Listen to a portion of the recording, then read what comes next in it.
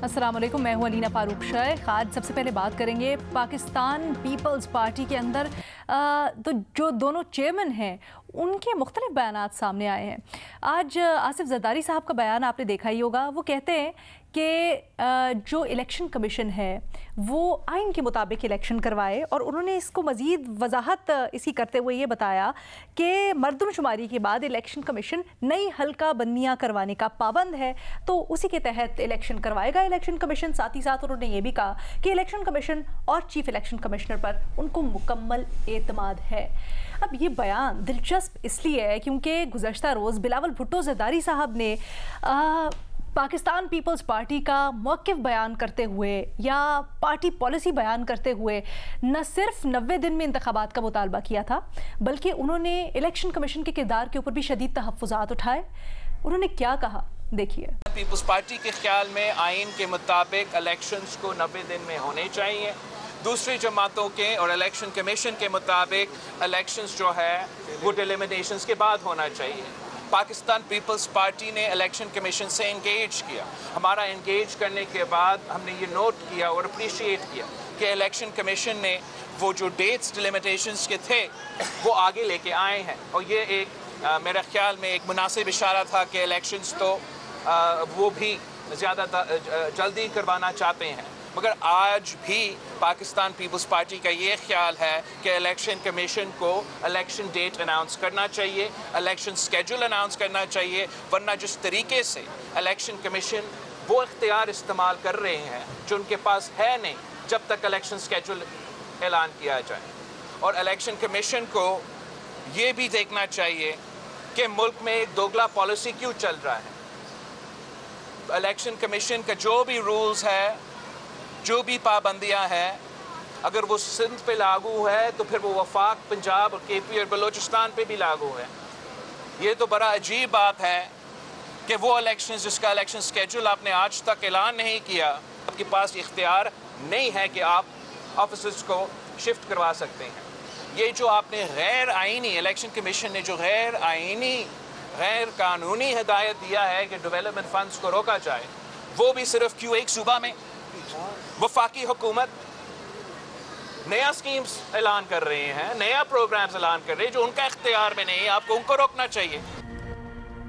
बिलावल भुट्टो की गुफ्तगू आपने मुलाहिजा की, ना सिर्फ वो इलेक्शन कमीशन से डेट के मामले और स्केड्यूल के मामले के ऊपर ज़्यादा सख्त लाइन लिए हुए हैं, बल्कि एक और मामला जिसके ऊपर वो इलेक्शन कमीशन के ऊपर शदीद तहफ़्फ़ुज़ात का इजहार कर रहे हैं वो है बड़े पैमाने पर जो पुलिस और ब्यूरोक्रेसी में तबादले हुए हैं उसके ऊपर तहफ़्फ़ुज़ात का इजहार करते हैं, और जो फ़ंड्स, तरक्याती फ़ंड्स रोके गए हैं सिंध में, उसके ऊपर भी तहफ़्फ़ुज़ात का इजहार करते हुए ये कहते हैं कि सिंध के साथ जो सलूक हो रहा है वो किसी भी तरह से काबिल कबूल नहीं है और इम्तियाज़ी सलूक हो रहा है। अपने तज्ज़ियाकारों से ये जानना चाहेंगे कि पीपल्स पार्टी की क़यादत में ये जो मुख्तलिफ राय है, मुतज़ाद बयानात हैं, इसकी वजह है क्या? तमाम तर इशू को डिस्कस करने के लिए हमारे साथ मौजूद हैं मज़हर अब्बास साहब, हफीज़ुल्लाह नियाज़ी साहब, बेनज़ीर शाह साहिबा और इरशाद भट्टी साहब भी हमें ज्वाइन कर रहे हैं। मज़हर साहब, सबसे पहले आपसे समझना चाहूँगी, हम बात तो कर रहे हैं इलेक्शंस के मामले की, यकीनन आप उसके ऊपर बात करेंगे।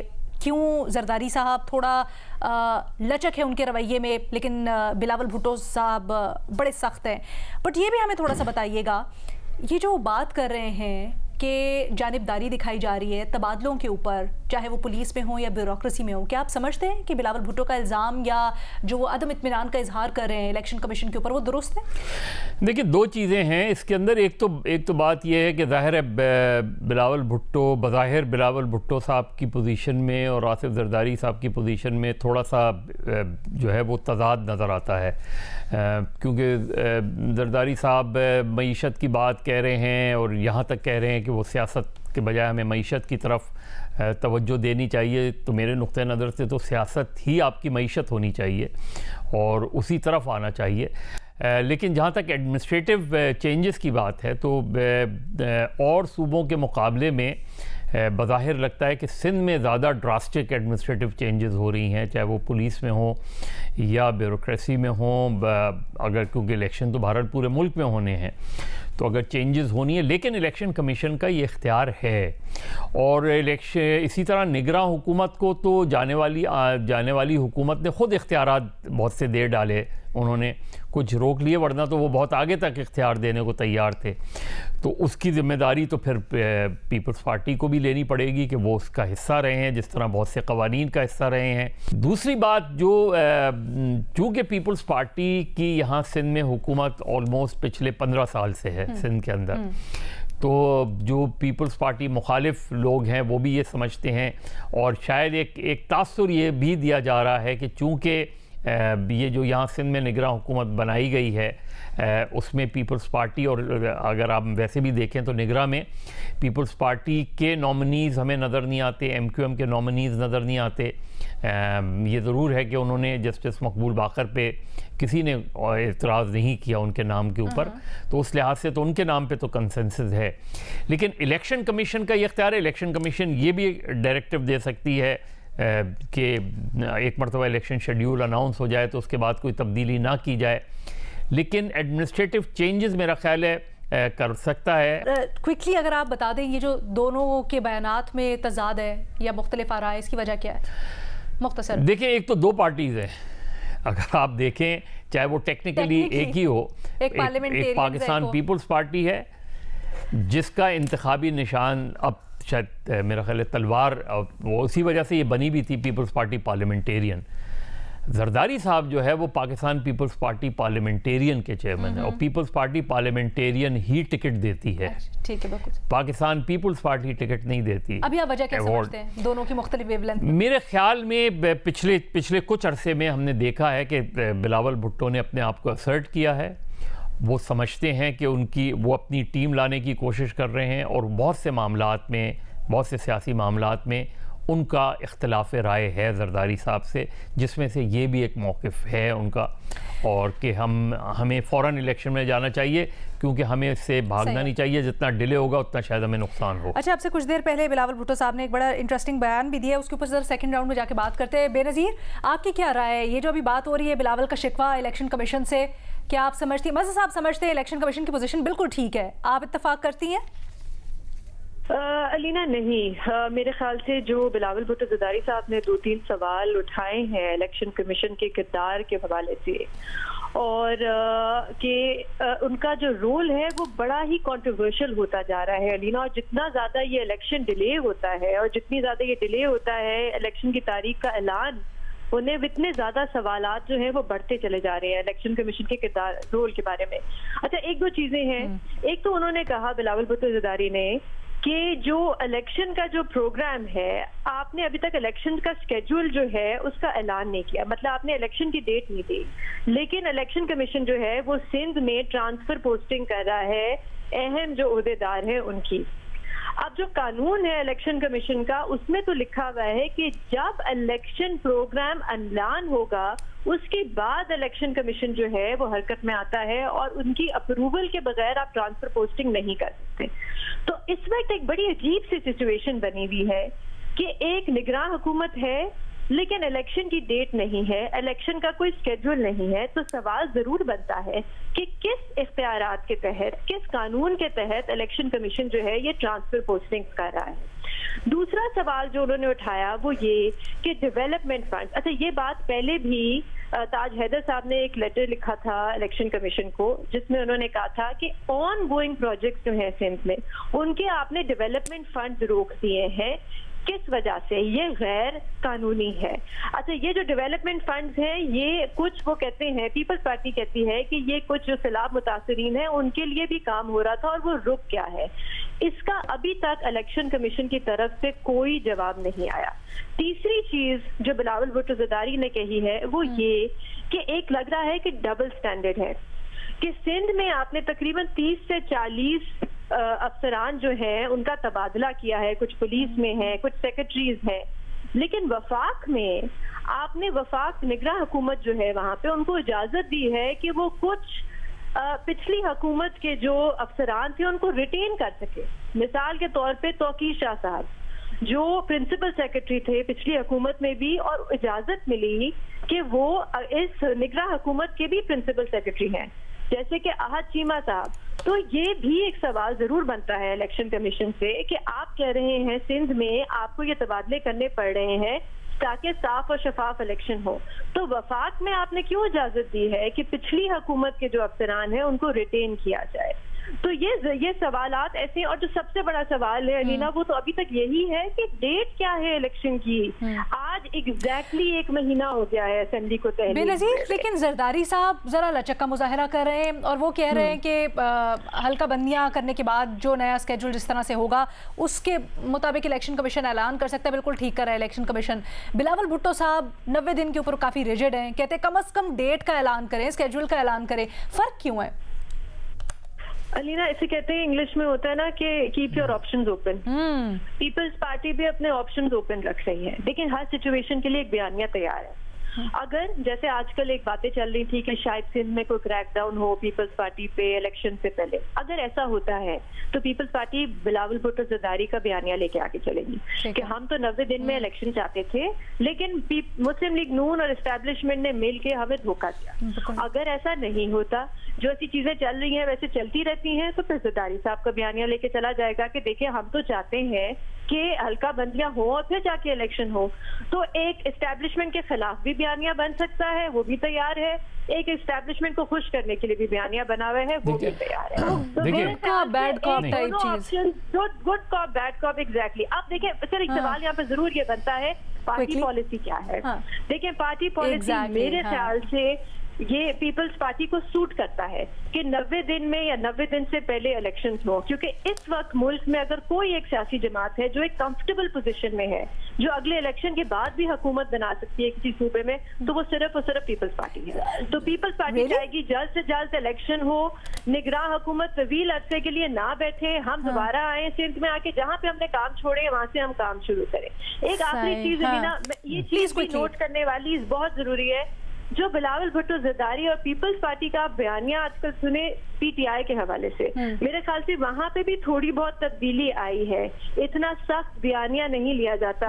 कल बिलावल भुट्टो जरदारी साहब ने कहा, इमरान खान साहब का नाम तो नहीं लिया, लेकिन उन्होंने कहा कि जो आजकल जेल में हैं वो पहले सियासतदान नहीं होते थे, अब उनको ट्रेनिंग दी जा रही है कि वो सियासतदान बने।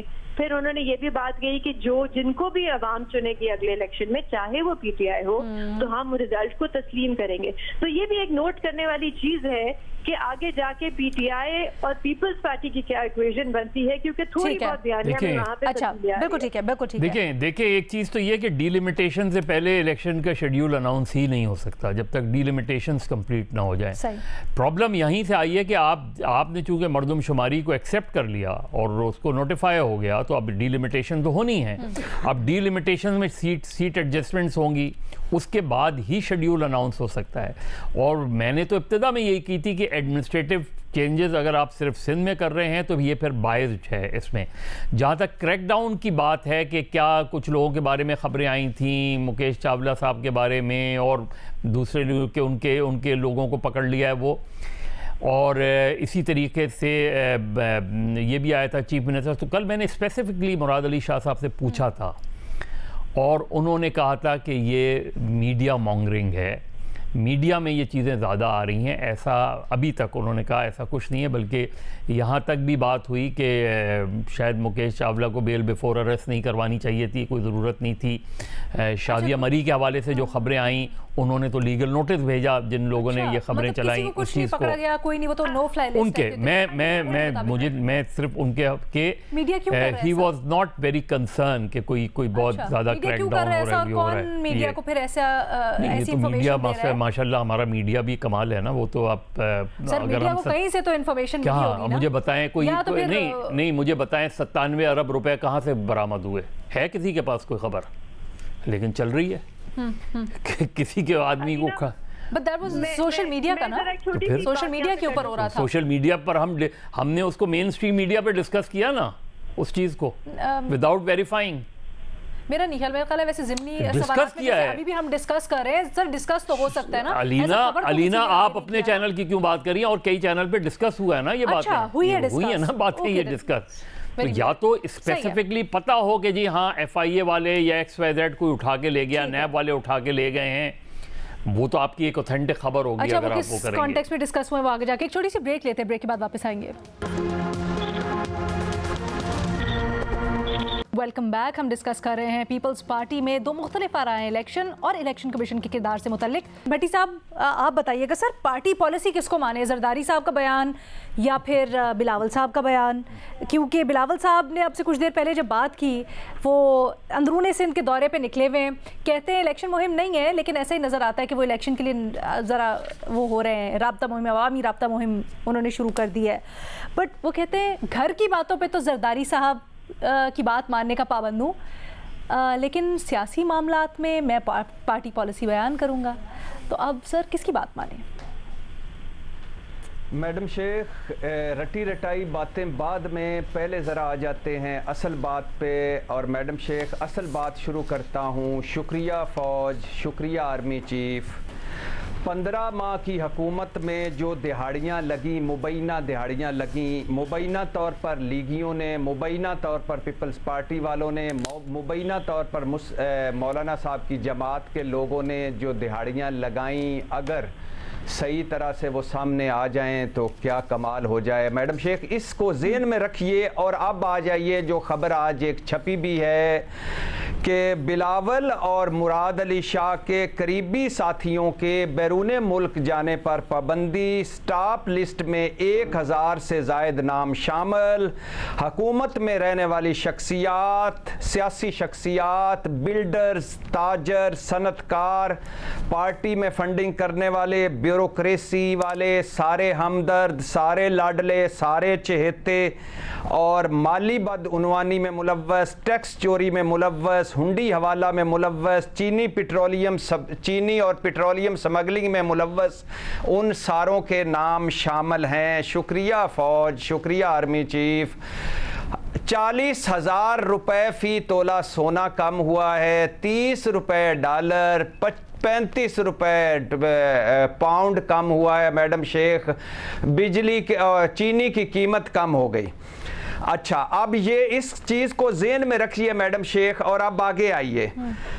पहली बात तो ये है कि वो लोग तो कभी आइन की बात ही ना करें कि जो मुश्तरका मफादात कौंसिल में बैठ कर कह गए कि इलेक्शन नई मर्दमशुमारी पर करवाएं, और जो भागे इलेक्शन से पंजाब और KPK से, वो तो बात ही ना करें।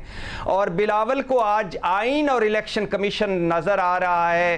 क्यों नज़र आ रहा है? ये आइन और इलेक्शन कमीशन के साथ वो खड़े थे कि इंतखाबात ना करवाए जाएं KP में और पंजाब में, और इलेक्शन कमीशन को कह रहे थे कि इख्तियार हासिल है। अब ये क्यों हो रहा है मैडम शेख? इस असल खबर देकर आपको बता रहा हूं अब ये क्यों हो रहा है। पहली वजह ये हैं ही तजादात के शाकार, जो करना है वो कहना नहीं, जो कहना है वो करना नहीं। दूसरी बात, इख्तिदार में इनके चेहरे और अपोजिशन में इनके थोबड़े और। तीसरी बात, शरीफों में दोनों भाइयों ने और पीपल्स पार्टी में बिलावल और जरदारी साहब ने गुड काप बैड काप का जो मुहाज संभाल रखा है, ये उसी के तसलसल है। एक जाली इनकलाबी, एक मतलबी मफाहमती। चौथी बात, शरीफों की बात बन नहीं रही, कुछ मुतालबात माने नहीं जा रहे। पीपल्स पार्टी वाले कह रहे हैं हाथ हो गया है। लीगी पीपल्स पार्टी से पूछ रहे हैं कि किसने कहा था बिलावल वजीर आजम बनेगा। मौलाना साहब कह रहे हैं कि पीपल्स पार्टी अगर ना वादे से फिरती तो इलेक्शन ना होते। और पीपल्स पार्टी वाले कह रहे हैं कि मौलाना साहब आपको किसने कहा था आप 4 वजारतें लें, हमारे साथ इत्तेहाद में शामिल हो, आप तो ना शामिल होते तो हुकूमत ही नहीं बन सकती थी। तो हाथ ऐसा हुआ पीपल्स पार्टी के साथ कि वो समझते हैं कि बिलावल वजीर आजम बनता दिखाई नहीं देता। तो ये जाती मफादात की खेल है और घेरा तंग है मैडम शेख। अच्छा मैडम शेख, आखिरी 2 जुमले। घेरा बड़ा तंग है।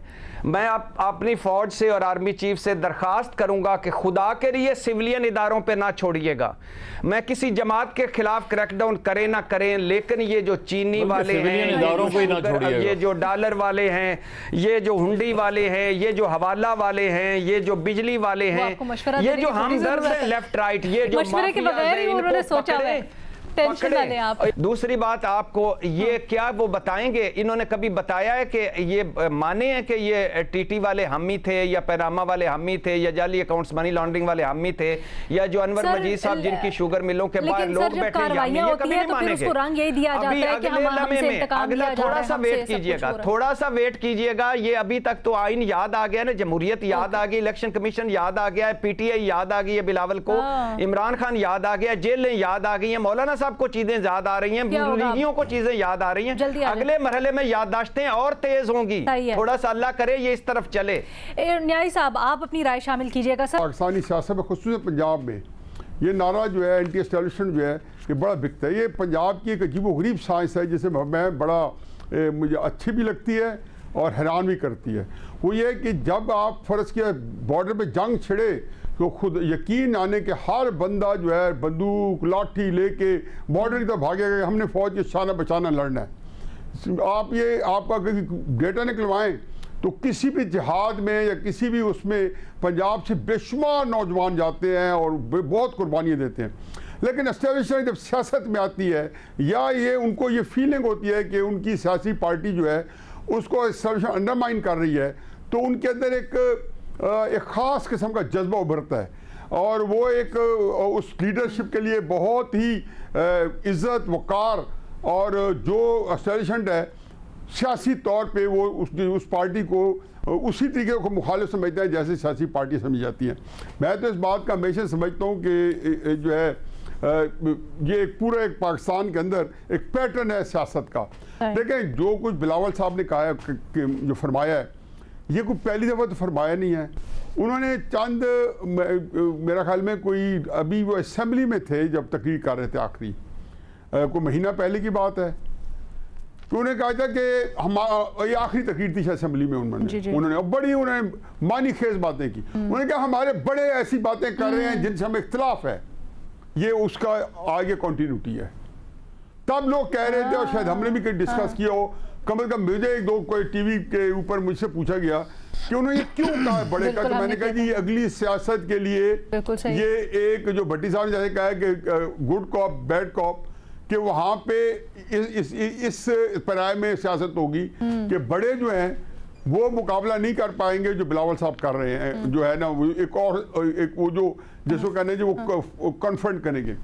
दूसरा ये बात है कि मुझे बताएं कि ये हल्का बंदियाँ जो हैं ये कोई या जो नई मर्दमशुमारी पे इलेक्शन कराने हैं, ये इलेक्शन कमीशन ने तो फैसला नहीं किया, ये सारी जमातों ने सर जोड़ के जिसमें ये सारे बैठे थे उन्होंने फैसला किया।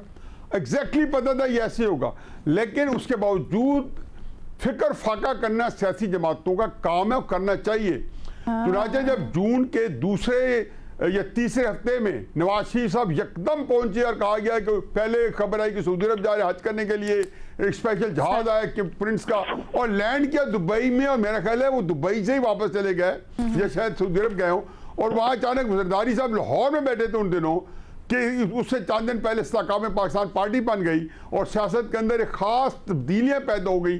तो उन्होंने एक स्पेशल जहाज़ पकड़ा, वो पहुंच गया और साथ बिलावल साहब कराची से दुबई पहुंच गए।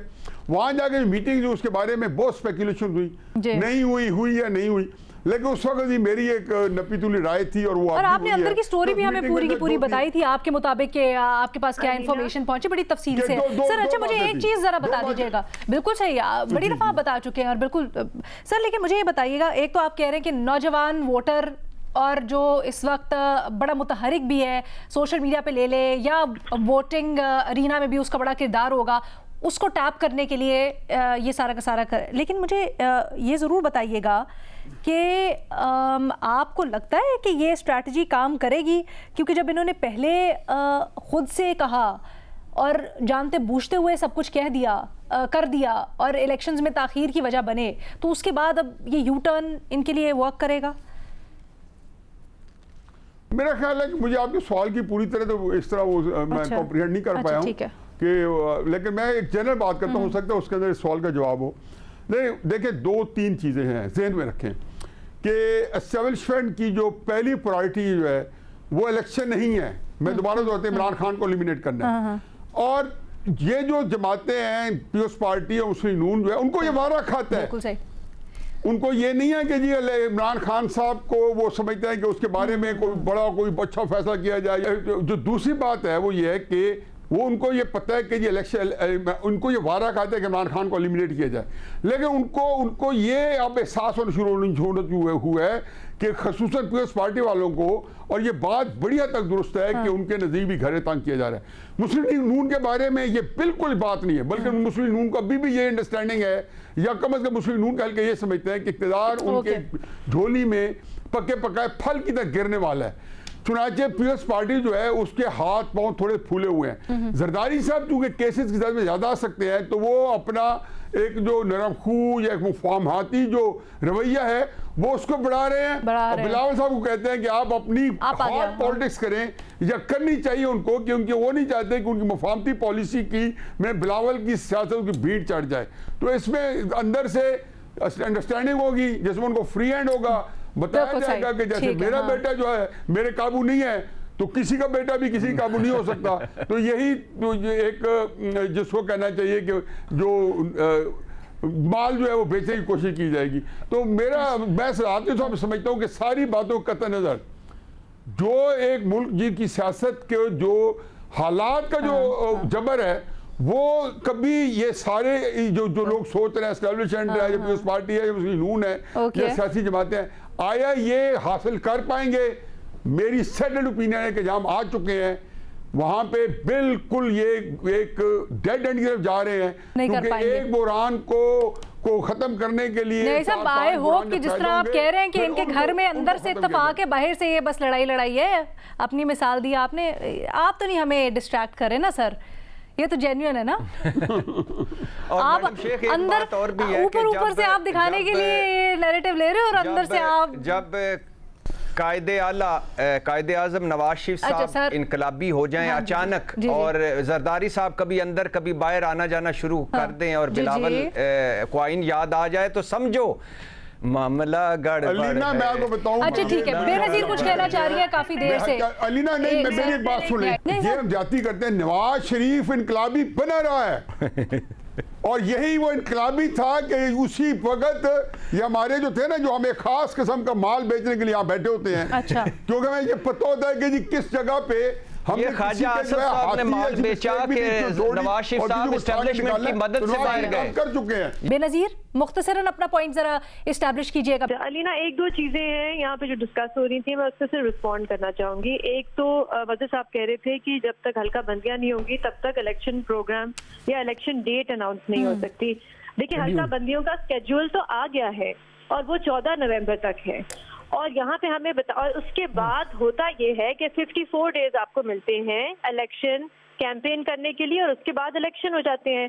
तो यहाँ पे अगर हल्का बंदियों का स्केड्यूल आ गया है तो इलेक्शन की डेट हमें क्यों नहीं दी जा सकती? अभी तक हमें मुस्लिम लीग नून से इलेक्शन की डेट मिली है, हमें निगरां वजीर आजम से मिली है, हमें राजा रियाज साहब से मिली है, हमें ANP से मिली है। अगर किसी से मिल नहीं रही तो वो हमें इलेक्शन कमीशन से नहीं मिल रही। दूसरी बात, मुझे अगर मैं भट्टी साहब की बात सही तरह समझी हूँ तो मुझे बड़ा अफसोस हुआ है कि भट्टी साहब ने शो पे आज कहा है कि आर्मी चीफ को मुखातिब करके कि जो सिविलियन अदारे हैं इनको छोड़ना नहीं चाहिए आपको। बड़े अफसोस की बात है, हम शायद भूल जाते हैं कि हमारे मुल्क में जो आइन में जो हल्फ लिखा हुआ है एस्टैब्लिशमेंट के लिए, और आइन में जो रोल है एस्टैब्लिशमेंट का वो क्या है, किस चीज की इजाजत देता है और किस चीज की इजाजत नहीं देता। हर चीज में हम एस्टैब्लिशमेंट को ले आते हैं, लेकिन हम भूल जाते हैं कि उनका आईनी किरदार ये नहीं है, उनको आइन ये इजाजत नहीं देता। बिल्कुल दुरुस्त निशानदेही आप करीम साहब। ये हल्का बंदियों वाली के ऊपर आप कुछ कहना चाहेंगे? इलेक्शन कमीशन को तो अब तक इलेक्शंस करवा देने यानी शेड्यूल आ जाना चाहिए था, लेकिन जब आप डीलिमिटेशन के सिर्फ प्रोसेस अनाउंस होने की बात नहीं है, डीलिमिटेशन जब तक कंप्लीट नहीं होगी। चले हम एक मेरे नुक्ते नजर से हो सकता है मैं गलत एक काम करते हैं, इसके ऊपर हम आने वाले दिनों में कानूनी माहिरीन को भी ले लेंगे अपने पैनल के ऊपर, और इसके ऊपर जरा वजाहत से बात कर लेंगे कि एग्जैक्टली कहाँ तक एम्बिट है, कहाँ तक नहीं है, क्या हो सकता है क्या नहीं। बहुत दफ़ा वैसे इसको हम डिस्कस तो कर चुके हैं और कुछ हद तक क्लैरिटी भी है, बट इस सवाल से इतना ही। छोटी सी ब्रेक लेंगे, दूसरे सवाल के साथ आएंगे।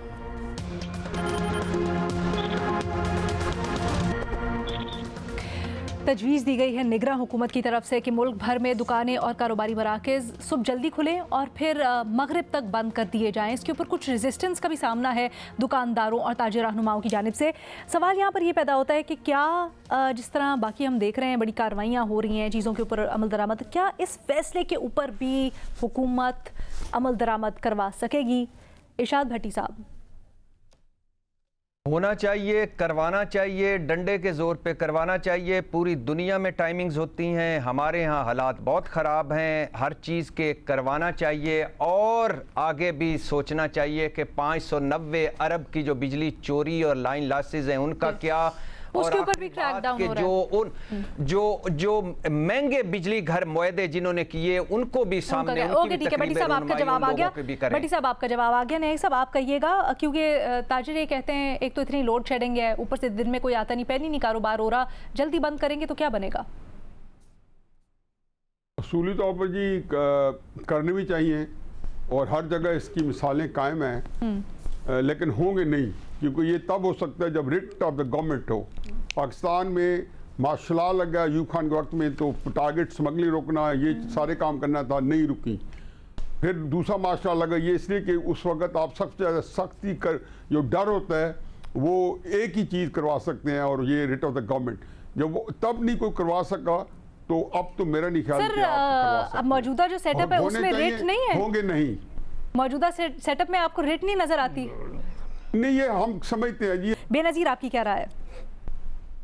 अलीना, इस वक्त आवाम का सबसे बड़ा मसला ये है कि हमारे घर में बिजली के बिल जो है वो बहुत ज्यादा आ रहे हैं। तो मुझे बताएं कि अगर दुकानें जल्दी बंद करने से या रेस्टोरेंट जल्दी बंद करने से मेरे बिजली के बिल में कोई कमी आती है तो फिर ठीक है, क्योंकि इससे तो कोई यूनिट जो हमारा यूनिट पर यूनिट चार्जेस है वो इतने ज्यादा है, उसके ऊपर आपने टैक्स इतने लगाए हुए हैं, इस पे क्या फर्क पड़ेगा इस इकदाम से? और ये तो वही पॉलिसीज है लीना, घूम फिर के हम वही करते रहते हैं। इस साल तकरीबन 2 बार इस किस्म के इकदाम लिए गए हैं कि दुकानें जल्दी बंद हो जाएंगी, रेस्टोरेंट जल्दी बंद हो जाएगा। अगर इतना ये कामयाब पॉलिसी होती तो फिर खत्म भी ना होती, चलती रहती। अच्छा, लेकिन ये खत्म भी हो जाती है। कुछ अर्सा पहले तो आपने कहा था कि बल्कि जो एनर्जी है उसको कंजर्व करने के लिए, लोगों को रिलीफ देने के लिए वर्क फ्रॉम होम शुरू करवाएं, तो ये तो बल्कि एनर्जी कंजर्व करने के लिए एक अच्छा है। दुनिया में पूरी ये प्रैक्टिस आजमाई। फिर आप हम ऑफिस की बात कर रहे हैं लीना, यहाँ पे रेस्टोरेंट्स और जो ये दुकानें हैं ये लोग नहीं करते, ये इम्प्लीमेंट ही नहीं हो सकती।